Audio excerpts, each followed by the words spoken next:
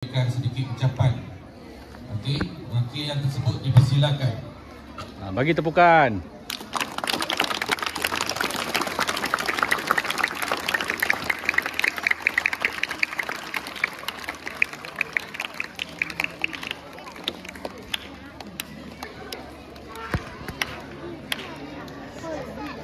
Okay, dengar. Assalamualaikum warahmatullahi ta'ala wabarakatuh. Waalaikumsalam. Yang berusaha Guru Besar Sekolah Bahasa Alanai Puan Haji Azlina binti Azudin. Yang berusaha Barisan Penolong-Penolong Kanan. Guru-guru yang dicintai, rakan-rakan dan adik-adik sekalian.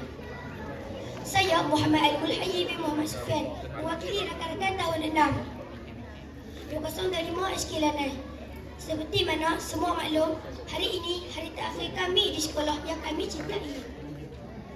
Ta'allamna al-qira'ata wal-kitabata wal-lughati faqadaina ayyaman jamilatan ma'a asdiqaina. Di sinilah kami belajar membaca, menulis dan bahasa, dan kami lalui hari-hari yang indah bersama rakan-rakan. Jadi, di kesempatan ini kami menyusun 10 jari memohon ampun dan maaf dari semua guru-guru. Kami minta agar dihalalkan segala ilmu dan kami doakan guru-guru diganjari dengan syurga. Amin. Amin. Kepada semua rakan-rakan dan adik-adik, kami mohon maaf segala kesalahan dan kesilapan kami sepanjang berada di sekolah ini. Kami doakan adik-adik beroleh kejayaan.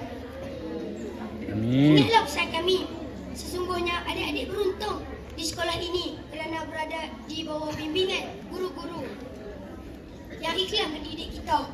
Sekali lagi, kami tahun 6 memohon dan menyusun 10 jari dan memohon ampun kepada semua guru-guru dan rakan-rakan sekalian. Terima kasih semua. Sekian wabillahi taufiq wal hidayah. Assalamualaikum warahmatullahi wabarakatuh.